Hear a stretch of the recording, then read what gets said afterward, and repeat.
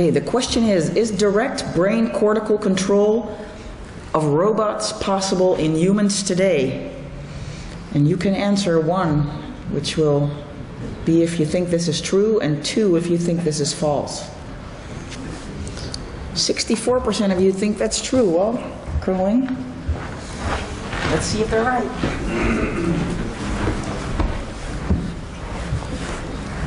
Good morning. It is a pleasure again to be here with you today. The major said that she did not know what DARPA means, and I will explain that very quickly. Dr. Pollack had asked me to do that. So DARPA stands for Defense Advanced Research Projects Agency.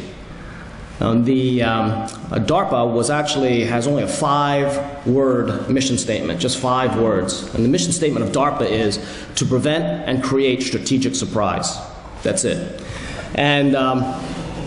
And so what it means is that DARPA is meant to be the place where we push the envelope of technology such that the United States does not lose technological superiority. That's really what we're told is our mission. The DARPA itself was founded, if you think about its history, it makes sense. It was actually founded back in 1957, and it was founded because of the response to the Russians putting Sputnik up. And when Sputnik went up, it scared the bejesus out of everybody in the U.S. and probably around the world to a certain extent as well. There's always the thought the Russians could look down on the Americans at this point. Where was the American satellite? And so on and so forth. Just from a personal standpoint, I have to tell you that it was actually very personal in my family. My mother was actually a rocket scientist with the American space program back in the late 50s, actually all the way through. In fact, she just retired not too long ago. And she remembered distinctly when Sputnik went up, and they were very disheartened by that. She was actually on the Vanguard rocket program in those days. So the thing that was amazing is that President Eisenhower felt that a large part of this was due to the fact that the science and technology agencies in the United States were becoming too bureaucratic, and because of that they were constrained in terms of how they could do things. So he created this agency, DARPA, and at the time DARPA was actually called ARPA, for the Advanced Research Project Agency. So, may I have the next slide, please?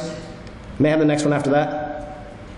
So, what DARPA does is that on the near side, the services, science and technology are doing the appropriate thing. They're trying to do a lot of applied research to go ahead and give materials, human performance, and that to the services. Then on the far side, there's fundamental research. There's a lot of the stuff done on rats and things that are done in test tubes and all that. But how do you bridge that gap? Next slide, please.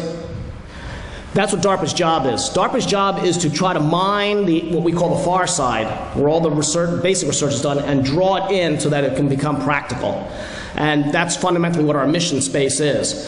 And to do that, next slide, has been actually quite successful. If you take a look at DARPA from its inception all the way through to today, it's done amazing things. We just heard from NASA. NASA actually its genesis was an office at DARPA. DARPA in the 1960s actually developed the Saturn rocket. That's the rocket that took men to the moon and the like. And from there, NASA was drawn out and made its own agency, but it actually came out of DARPA. The M16 rifle is DARPA. JSTARS is the DARPA project. The UAVs, DARPA projects. The stealth technology on the new aircraft is DARPA technology. Night optical vision goggles, Gore-Tex, titanium steel. These are all things. But our biggest win, of course, is over there, right at see it where it says 1970s, the ARPANET, the Advanced Research Projects Agencies Network, the ARPANET. That is today's World Wide Web, the Internet. And that was the first DARPA project, actually in the early 60s, to allow computers to talk to each other in a secure manner. And actually, again, my mom was one of the beta testers when she was at Martin Marietta. So it's really quite something. The mouse, by the way, in case any of you knew, was a DARPA project. And also the portable ultrasound that we use in the ORs and in the emergency departments, that was a DARPA project. So DARPA's done a lot of things that really have made their way in. But one thing that DARPA does have, next slide please, is it has a tremendous tolerance for failure. If we expect 80% of our projects not to make it, we expect 80% failure rate. Because if you're pushing the far edge, you have to accept a certain tolerance for failure. And the beauty of it is, and how do you do that, do you say? How do you do that, especially in the time of fiscal constraint? You do it by creating the program such that you will learn a lot, even though you may fail. And all of us know that. If you fail at something, it doesn't necessarily mean you've learned nothing. In fact, you may learn quite a bit from failure. But you have to design it in such a way that you'll do that. So what we do to mitigate true failure is we try not to, hire morons. So try to keep the moron rate low. So a lot of people are going to come with great ideas, and that's all fine and well, but what you have to do is sift through the morons and the people who really are geniuses, and that takes some doing. So what we do is we set up our project such that, number one, it's a revolutionary change. It's not an evolutionary change. Somebody's going to come up to me, typically me, as you know, because I'm a brain injury guy. I have yet another neuroprotectant agent that works on a rat. That's totally worthless to me as a DARPA program manager. It may be interesting to me as a TBI researcher, but it's totally worthless to me as a DARPA program manager. If they tell me they can grow a human brain in a test tube, I want to see that. All right?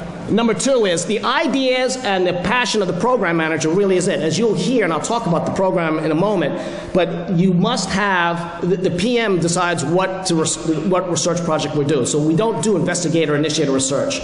People always send us ideas. Routinely, we throw them in the garbage can. The idea is that you bring in a program manager. They create the program. They design it. They figure out how they would execute on it, and then they raise the money for it. And then we go and get other people to help us do it. It's project-centric, not investigator-centric. Project-centric. And we create teams. All of these things that we do create teams. There's the genius German physiologist in his basement with a Bunsen burner and a dog tied up to the corner is, that's passé. Really it takes big teams to really make big impacts. We're very flexible and rapid review of contracts. This is a key point. We don't give grants. Grants to me is taking money, putting it in a bag, and throwing it over a fence. Because what a grant does, investigators love grants. You know why? Because they don't have to promise to do anything. They don't have to promise to deliver anything. You just give them the money, and that's it. We give them contracts. And the reason why we give them contracts is because now they're obligated to do what we ask them to do. And if they don't do it, they get this from the FBI because of breach of contract. And so the idea is that by having contracts, we can make sure that the timelines are kept and the people are kept on task. And there is a very nice, what we call the DARPA clause. I just love the DARPA clause. And the DARPA clause is that for any time, for any reason, without prior notice, the U.S. government may terminate this contract. So basically, we take people's money away. So that really they always answer the phone. They always answer the phone. And we have to have quantitative milestones. We have what we call go, no-goes. If you make it to your go, no-go milestone, drive on. If you fail, we pull your money, or we hire somebody else. I like to think that we're like the New York Yankees. The New York Yankees, rarely do they make it into the playoffs with the same team they started in April. In the old days of George Steinbrenner, he fired people just regularly. And so really the way we get there is that we're very demanding. We push, and honestly, we always hire the best help. One thing we don't do, though, is we do not starve the investigator for resources. That is absolutely wrong. If you're going to demand people perform at this level, you have to give them the resources. So we actually don't set budgets. The budget is up to the investigating team. If the investigating team has a good idea on task, we'll give them what it takes. And so typically our programs are in the multi-digit millions of dollars. And as a program manager, I have the greatest job. I tell you, I just have a great job. Because when I need to get money, I don't have to go to one person. I don't have to go through layers and layers and layers. I have to go to one person. I have to convince the DARPA director to cut me a check. And if she thinks it's a good idea and she thumbs ups it, I get a check. If she doesn't like it, I thumbs down it, and it's over, and I just have to move on to something else. So I'm only 1 degree of freedom away from real money. And so that's what's really great about being where I am. So let's jump in and talk about what I wanted to talk to you about today. And that's a very exciting program that we've got going on. Next slide, please. And that is prosthetics. All of us know that loss of a limb is a devastating injury. We all appreciate that. How did I get interested in this? You would say, you're a neurologist and all this. How'd you get involved in prosthetics? You see that lower picture on the lower right-hand corner? That is actually when I was with the 452nd Combat Support Hospital with the 44th Airborne Medical Brigade, my very first deployment in 2003. And I was running the ICU there, and not a single day went by, that I wasn't taking care of some young Afghan kid missing a limb. And the reason for that was very simple, was because, you know, the Russian landmines were all over the place, and these kids would see them, they pick them up, or they throw rocks at them or whatever. And that little boy, really, I took care of him for weeks, and he was just, I mean, I grew very attached to him, I must tell you. And as you can see, he's missing his right hand, and he's missing his right leg below the knee. And you say to yourself, what kind of life is this child going to have? Right, especially in the environment of Afghanistan. Most of us in the room have been there.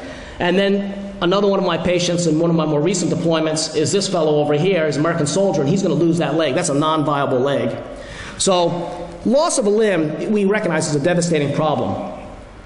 But where then is the challenge, the big challenge? You would say, well, you know, I hear all the time that folks who lose their leg can go back to duty. And in fact, look, I mean, the folks who actually have prosthetic lower extremities are disqualified from participating in the Olympics because it's felt to be an unfair advantage because those prosthetics are so good, and that is a true statement. But think about what you're asking your lower extremity to do. You're asking it to keep you upright and for you to walk back and forth. To do that, you only need to be able to flex and extend at the hip, flex and extend at the knee, flex and extend at the ankle, flex and extend at the big toe. You only need 4 degrees of freedom.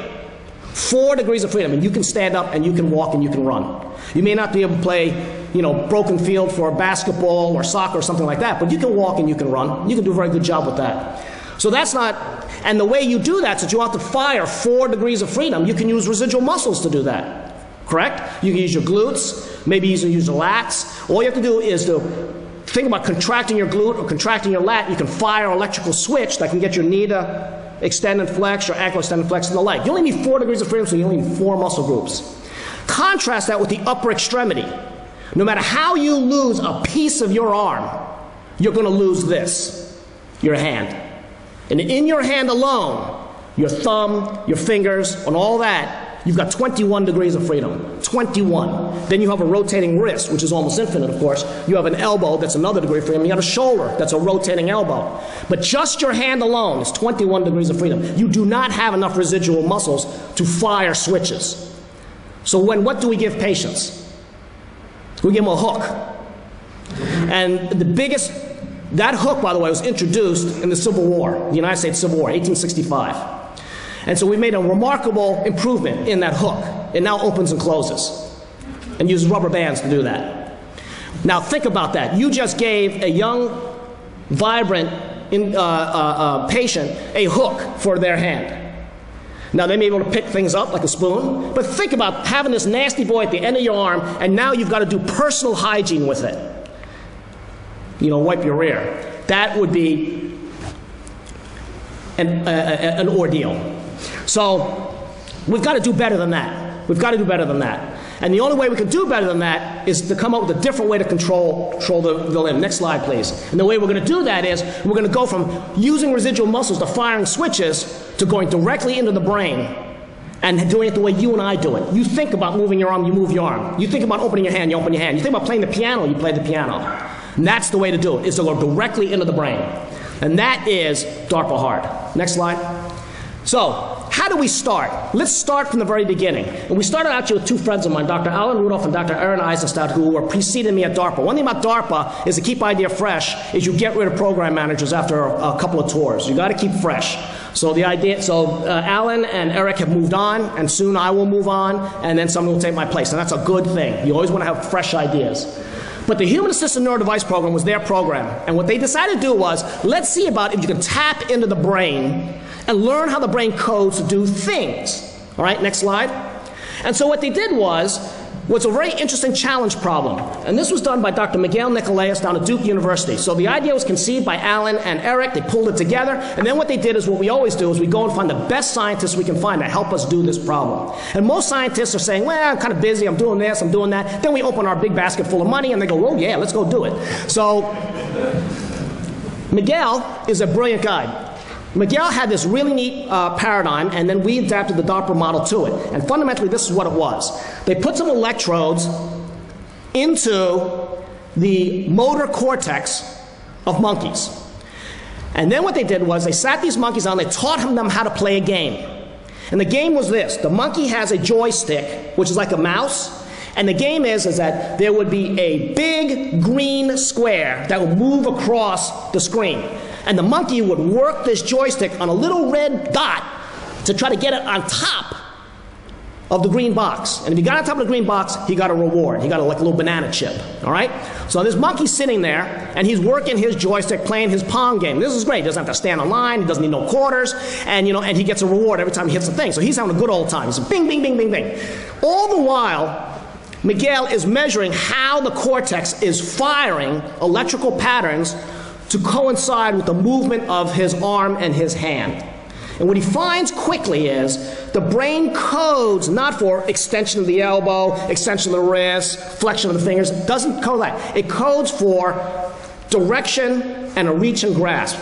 It actually codes for putting the hand in this space, or putting the hand in this space, or putting the hand in this space. So, and then everything else sort of follows along. So it's what we call initiation sequences. The initiation sequences, there's a lot of them, right? Because you've got a lot of movements in place, but they're still finite. You don't do this, you don't do this, you don't do that, and you kind of go like this. So with it quickly, the computer was able to build a library of these initiation sequences very quickly, within the first 3 months. After that, to test this, what we did was we got Miguel to disconnect the joystick.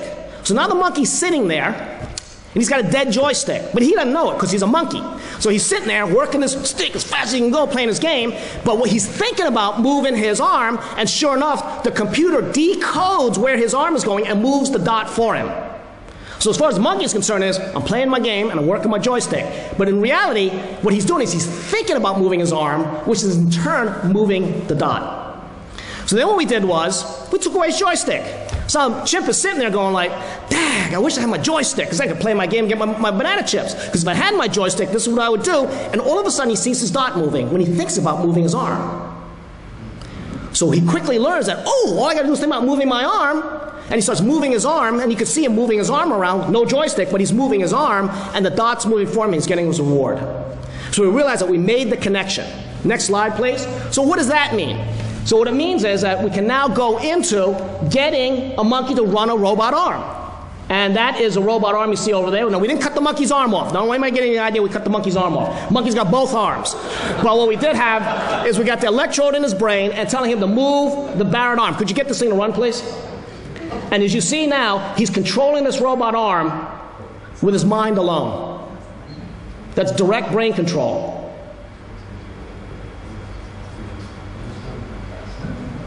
Which is really cool. There's something else I'm going to come back to later on in this talk that's really going to blow your mind. But this is, and you know what's really happening here. It's working in three-dimensional space, and he's not punching himself in the face or anything like that. He's actually got a good reach, grasp, and brings it back to his mouth. And he's doing it all with just 12 electrodes. Because we found out that you don't have to find individual cells, you have to find a field of cells, what we call local field potentials, and it's that amplitude and temporal sequence of firing that give you that thing. So you only need 12 electrodes. So next slide. So the goal here, at the NIH, they'd be very happy. Oh, look, we got a monkey to do this thing, right? No, but that's not good enough for us. We're in the service. So we have to do something else. So the idea is, now how fast can we get this into help people? That's what you would ask, help people. So we developed this, the Revolutionizing Prosthesis Program. And the goal is to go from this hook that you see on the left-hand side to this Luke Skywalker or Will Smith iRobot arm on the right. And to do that, we needed two big efforts. One is the neuroscience, and the other is to build the actual robot arm. Right? And the robot arm is no little thing. Think about what you asked your arm to do. And now think about all the gears that will take, the transistors, all the computer chips and all that, make your hand and your fingers do all it wants to do. And you got to constrain it so A, it looks like an arm, and B, it only weighs 8 pounds. Why 8 pounds? Because that's what your arm weighs. And you can't have a 20-pound arm and got to walk around like this all day long. So you got to have it, and you also have to make it quiet so it doesn't sound like RoboCop. You don't want to have it go ee. You have to have it work, and it's got to work quickly, and it's got to have a long duty cycle. So, two efforts. Next slide. And so what we did was we wanted to realize that the mechanical arm is probably the easier, hard but easier. So instead of so we decided to go from this idea to a brain-controlled arm. We gave ourselves 4 years. 4 years. Not 40, 4. And we don't want to be from chimps to humans in that 4-year time. But we said, hey, you know what? You got to build that arm. That arm's a little bit easier. So we said, we're going to build that arm in 2 years. In 2 years. And so we had to have the arm ready in 2 years. So we gave ourselves 2 years to get the arm and an additional few more years to get it in the brain. Next. And to do that, we had to first say, what do we want in this arm? So the 2-year arm is pretty good. You know, it gives you 20-pound elbow lift, 5 fingers. It gives you, 9 degrees of freedom. And then at 4 years, the brain-controlled arm, we want to be fully censored, right? Because you want your arm also to put sensation back into the brain, like touch, vibration, temperature. You want all that stuff. If you want to replace the arm, you got to replace the whole arm, both afferents and efferents. Next slide. So we set up and we had 2 big teams. The first team, who's going to build us with the arm, was we went out and tried to look for the best performers that we could find, and we did find one. We found a team that was headed by a company called DECA. All right, and this company, DECA, is known to many of you not because they make medical devices. They make the infusion pumps for chemotherapy. They make for peritoneal dialysis. They make pumps, blah, blah, blah. But they make something else that most of you are more familiar with. They make the Segway. These are the inventors of the Segway. So, and that's relevant, and I'll tell you why in a minute. The second team, getting into the brain, required a big team of neuroscientists. And I mean, I went out and I got the best neuroscientists we have. I got John Donahue from Brown University. I got Miguel Nicolas from Duke. I got Andy Schwartz from University of Pittsburgh. I got Richard Anderson from the Caltech. And I got Chris Shenoy from Stanford. And I got Mark Schieber from University of Rochester. These are the kings of the neuroscience world. Got them all. Package them all together, make them work together. That's hard. Good thing for contracts, let me tell you, because that's like herding cats, you know. And then the Johns Hopkins Applied Physics Lab were the ones who helped us build the 4-year arm, the one that's all censored up. Who are these guys, you would say? You just heard from my NASA friends. Guess what? These are the same team that designed the NASA cockpit. So those are the guys that I got to go work on our project. How much money did I tap the DARPA leadership to give me to do this? $120 million. $120 million. But I asked one person, at that time, Dr. Tony Tether, and he said, do it. He signed the check for $120 million. So that's DARPA. Next. So, but we have to do a lot of stuff. You got to develop different ways of tapping into the nervous system.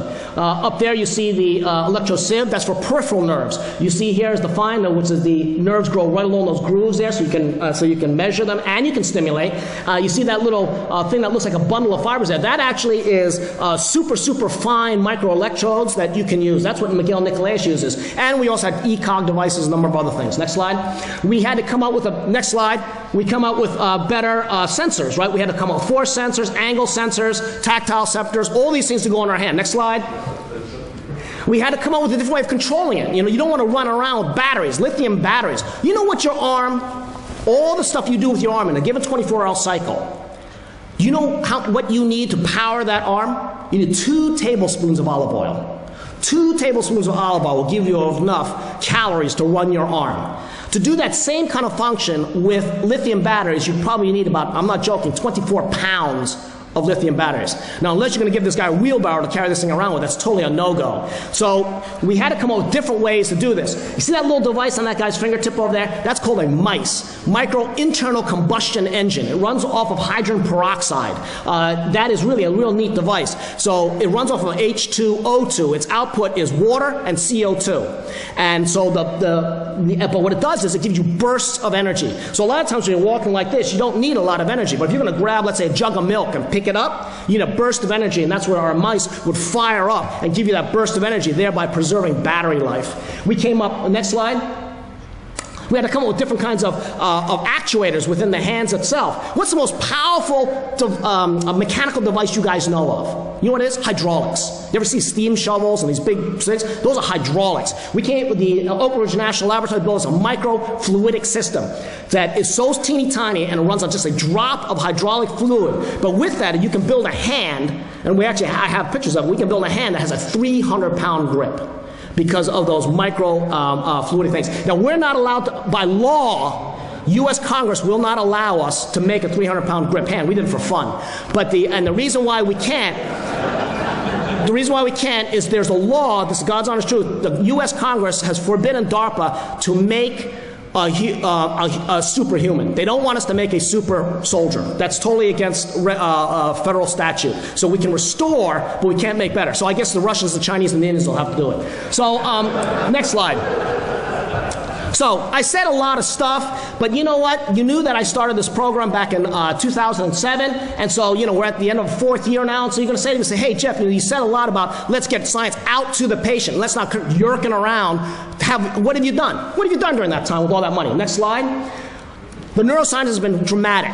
We've demonstrated that the one common control algorithm that was developed in Pittsburgh works in California, and that one works in Rhode Island, and that one works in North Carolina. It's one control algorithm. It's not 5 different labs coming together. Nothing works. You see, the key thing about the space program, everybody talks about this manned space program, what a great thing it was. You know what was special about it? What was special about it was that everybody knew what they were working towards. So all the pieces work on that vehicle. That was what it is. So whenever people say, oh, we're going to have a new space program to cure cancer, and then of course they haven't cured cancer. Well, I'm going to have a space program to designed to cure AIDS. Of course they haven't cured AIDS yet. And the reason for that is because they don't have a common platform that they're working towards. We wanted to avoid that completely. That we don't have 10 different things that are jerry-rigged. What we have here is that everything had to work on a common platform. So we've got closed-loop control. That means cortical control with sensory feedback in a Mark Schreiber's lab, pre-cortical motor planning. We have cortical control that if something pops up, the arm will go around it. The algorithm is there for that. Finger control, grip control, blah, blah, blah. We've got all that done. Next slide.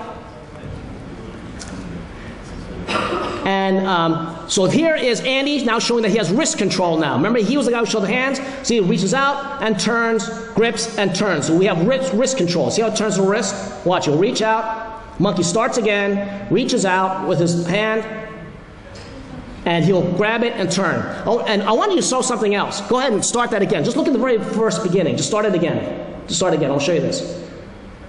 See that? The monkey's waiting and he's clicking his hand. Do you see that? You notice that? It's just like he was getting excited to get started. So he's clicking his fingers, reaches out, grabs it, he slips off, he'll go back, he'll reorient himself, reach out. Watch, it'll represent. You can see the monkey sitting over there, he's getting all worked up. You see, he's getting excited, he says, come on, let's go, let's go. And anyway, so it's not, there it goes. All right, he's going to reach out, see, turns the wrist. He's got it, and he'll rotate his wrist. And the key thing about here is that, so we've got reach and grasp, we've got wrist rotation, next slide please, and we have finger control. This is out of Mark Schreiber's lab. Mark shows us over here, go ahead, click that please, click both of them. And what he's doing here is, the monkey has a little lights, red, green, and yellow, and the red one means move your fingertip, forefinger. That's the firing, that's the brain activating, you hear it? That's brain activating. And you see his finger pushing the different keys. And we're measuring the firing pattern of finger control. Next slide, go to the next one. You can stop this is fine. Go to the next one. Do, re, mi. And what he's able to do is drive a robot hand to play the piano.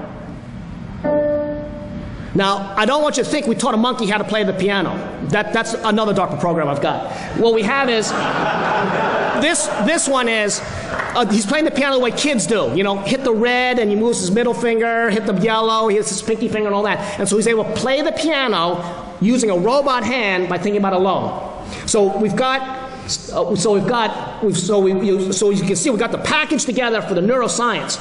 In terms of the robot arm, this is the phase 3 DECA arm, the arm. That arm has already been in clinical trial. The VA, the Veterans Administration of the United States, is probably my best friend. They paid for every dime of the clinical trial, and they were amazing. So we had the arm, we set up the arm, we got into a memorandum of agreement with the VA, and they threw open their prosthetics departments to us, and we had 37 patients with 4,000 hours of use. We've actually had 10 patients take the thing home for 2 weeks to run it through its paces. That's the arm. It's a beautiful piece of work. It is before the Food and Drug Administration as we speak right now. We expect approval within 3 months, and we expect to be in manufacturing by this summer. And I would say by next Christmas, you can go to Walmart and buy one for free, buy one for with a coupon on a blue light special to give to somebody. And that's our goal, because our goal is not to sit around and wait. Our goal is to get it out, get it out, get it out. And I must tell you, this was not easy. The science is only 1/3 of the problem. The second third of the problem is getting through the FDA. And the third problem, interesting enough, is getting through something we call CMS back in the United States. Now, this is not a big deal for the military, but the only way you're going to get the price down on this is you can also give it to the civilians. If you can get to the civilians, they'll ramp up the production, and then the costs go down. And you have to have a CMS code. CMS stands for Center for Medicare Medicaid Services, CMS. And to get a Medicare Medicaid Services code is the holy grail for device manufacturers. Because if you have no CMS code, insurance companies won't pay for it, and guess what? You'll never sell the thing. So I had to get a CMS code, so I had to learn how to do that. And I must tell you, getting the scientists, I had to whip them on a daily basis. Getting through the FDA, I had to whip them on a daily basis. I had to threaten to go to the press on them, actually. And then the third one was getting to CMS. How did I get through CMS, you ask? I'm a stinking lousy Army colonel. I'm a nobody, right? Well, I had to do what most of the guys around here would do. I had to sleep with a CMS officer. And I took one for the team. It just so happens that the deputy chief medical officer of CMS is my wife. So that's how I did it. All right? So that's a pretty picture. How good is it? All right, now wait a second. This arm, we realize that when you talk to patients, not every patient's all going to be all lining up to have a hole drilled in the head and have, you know, a brain cortical device put in. So we said, okay, fair enough. We want to still give our patients an alternative to that hook. Right? We want to give them an alternative hook, and this is the alternative. This is what I call a strap-and-go arm. And what it is that you literally just put it on in the morning, and it has its own strapping system that you'll see that's unique that we developed to this thing. And what it does is it's totally non-invasive. It's totally non-invasive. It works with a foot switch to give you 5 cardinal grips, and then like the Segway, when it turns, you turn. When you lean forward, it comes out a little bit, you stop, it stops. You back up a little bit, it comes back. You tilt back a little bit, it comes up. So it actually works just like your body would work, all right? And so it's non-invasive. It's a great, great tool. What do you see when you do that? We have local control in the hand, so it won't crush anything or it won't slip and all this kind of jazz. We put little finger pads on it so you can pick up little things. We put fingernails on it and blah, blah, blah. But picture's worth 1,000 words. The other thing I want to point out to you before I show you the video clip is it's modular. It's modular. If you lose your whole arm, we have a whole arm, shoulder-powered version. If you're above the elbow amputee, we've got a mid-humeral version. If you've just lost your hand, we have a trans-radial version. So these are modular systems. They're meant for all of our patients. So please run the next video. Let's see how good it is. That's Chuck. He's a bilateral amputee. Been that way for about 20 years. And now he's working with that's a Gen 2 arm that you see the video of. So Gen 3 is even a little bit better. That's Randy. He has the full shoulder version. Chuck has the mid-humeral version, and they're handing off a golf ball.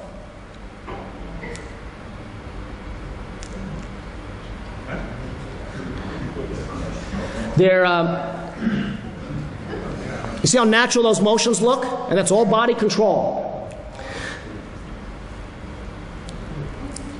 That's Chuck picking up a grape. He's not crushing it. He's able to lift it. And you see that movement, how fluid it is to his mouth?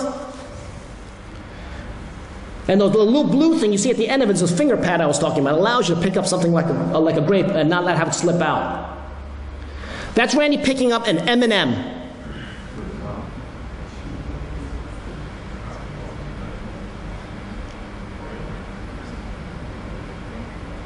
Very natural motion, up and out and in.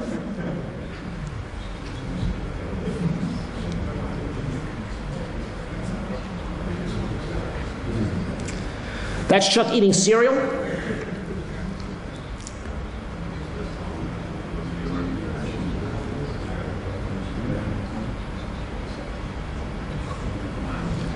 That's a close-up of the grape.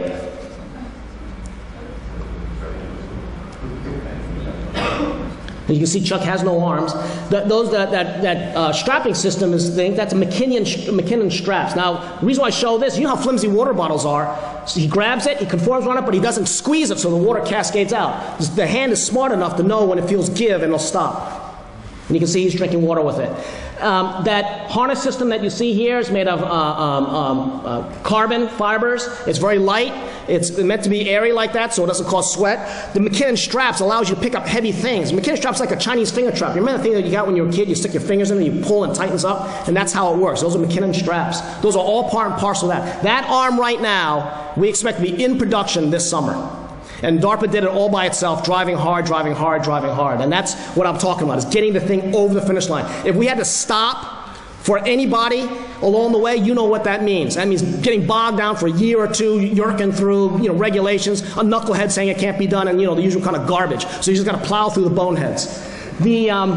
The next arm is our four-year arm. This is the APL arm. It's really beautiful. When I look at it, I say it's really remarkable. I mean, look at the way it's fitted. Look at the biceps, the upper arm part. Look at the forearm. That hand is a 5-fingered articulated hand. It's got 104 sensors built into it. 104.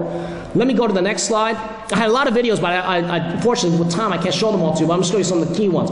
This is the hand. And you can see that, I want you to look at the finger dexterity. That's the difference between this hand and the other hand.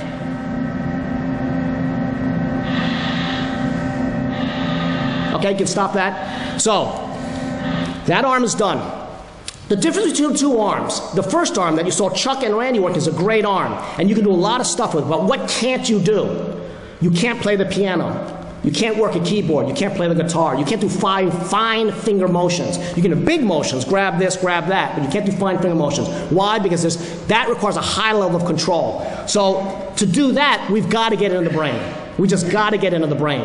So what we did was, in the next slide, the next things, no, not yet. We ran it in monkeys. Monkeys ran it real fine, blah, blah, blah. The question is what about a human? All right?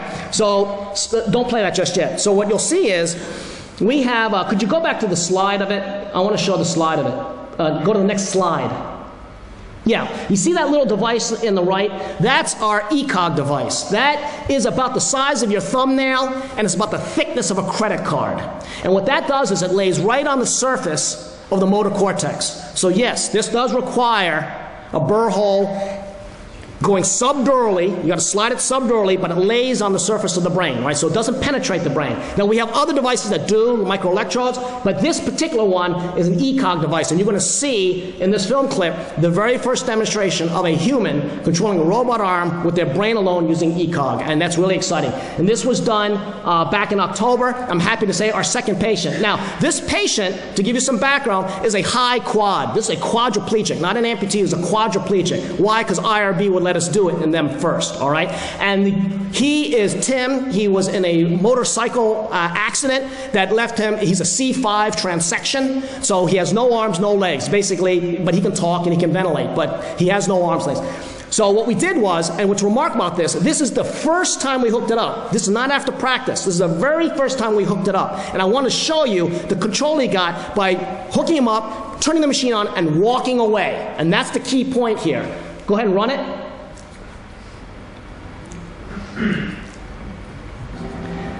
And there he is. He's sitting there, and he's controlling this arm. We asked him just really just do basic motions with it. He had surgery maybe 5 days before, hooked up the arm, and there he is running our arm, doing with thought alone. The dinging noise you hear is cues, and you'll see that in a moment. See, so the computer will tell him what to do. Go up, and he goes up. So notice it's not connected to him at all. All right, so he got it. Listen.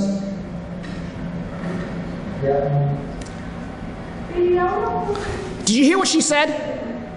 She said, "Baby, I want to hold your hand." That's not his hand. That's a robot arm. But that patient's girlfriend said, "I want to hold your hand." And she hasn't done that in 7 years since his accident.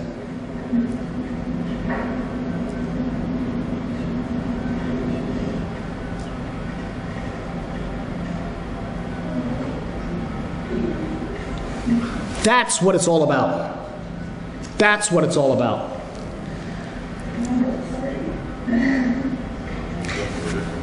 So, you can stop it now. A couple of insights before we go on. Number one is, he was the first person ever with ECOG to run that robot arm with thought alone. But you would ask, hey, where'd you get the algorithms to do that? Those are the monkey algorithms. The chimp codes moving his arm the same way we do. It's that conservation of cortical activity that goes across species. He was running that arm with monkey control algorithms that we developed. So you can imagine what it's going to be like, what it's going to look like now that we gather more data in a human. So we're very excited about that. I want you to go back to that video of the monkey when he was reaching out and grabbing the little marshmallow. If you can go back to that, I want to show everybody something really, an insight from this, which I think you'll get a kick out of. All right, so remember, this monkey has both arms, all right, and they're in that tubes down there, right? And now he's reaching out and grabbing things. But now, so you already saw this, but look at that, look at his proximal arm, all right? Remember, we're over the motor cortex. He should be doing mirror movement, right? Because he's thinking about, I want to move my left arm, and of course he's moving his robot arm. But you don't see that left arm coming out of the tube at all, do you? You know why? He's learned how to suppress it. He's learned that to grab that, he doesn't need to move that arm anymore. He needs to move the robot arm. So what he's done is, he's got plasticity. And very soon you'll see that he will do things with his right arm, like you do. He'll do things with his left arm, which you do, and he'll do things with his robot arm. In other words, he will adapt to a third arm. And that's cool. All right, close. We'll go to the very last slide, because I'm running out of time, sorry. And so where are we now? We are learning as much as unbelievable learning as we move forward. Now, this idea that he is able to adapt to a third arm, is that alarming to you? Absolutely not. You guys are, all of you guys in here fly. When you fly, you do not think about working the joystick. You think about flying. When you drive a motor vehicle, you no longer think about, I got to turn this wheel, I got to step on the face. You just drive. What you've done is your brain has adapted to your external device. Our brains are tool users. The body that we are in is what constrains us. We have a body that's 2 arms and 2 legs. But if I put you in a body with 4 arms and 4 legs, you would adapt to it. And that's what this research is showing us, that it is what man is capable of. We are sending men up into space. That's crazy. I would put them in a room, I would give them an 8-legged vehicle, and I would train them how to use it, then I would send the 8-legged vehicle up into space. Why put the man at risk? It makes no sense to me. When you can do this, other than the gee whiz factor, all right, other than the gee whiz factor, but forget that for a minute. Think about what we're trying to achieve here, all right? And now we see that we're really opening space completely. Because once you now become part of this machine, which we already are in many ways, you've now opened the space of what is reality, what is possibility. But let's talk about the near term. What is my next thing to do? My goal is now I want to put an implant 2 sensors into a quadriplegic. Why? So I can give him 2 arms. And why do I want to give him 2 arms? Because now that patient who's now just sitting there with their arms and the legs, not able to move, can actually self-transfer, can feed themselves, and if they can self-transfer, guess what they can do? They can work a wheelchair and they can be mobile. Because at the end of the day, all this work that we talk about is for a person. The research you do is for a person. The research that we do is for a person. And so the faster we get out to people, is the faster that we're going to realize what in fact is in our future today. So the beautiful thing about being at DARPA is that at DARPA we will pound down the walls of what is conventional wisdom, what can and cannot be. There was an NIH leader who told me, you will never be able to do this in 25 years because he knows. And you know what? We did it. And that's all that matters, right, is to show it. So again, the military is leading the way. Why? Because we do take bold steps. And I know all of you do that. And if you were given the opportunities that I've been given, which I hope you do have one day, the world will be endless. So thanks a lot. Yes, the question. Get out your clickers again and see if anything changed. Before, 80 persons were voting. And we got a 61% score on true. I guess. Yeah. I have thoughts about this now. I'm wondering what you are thinking.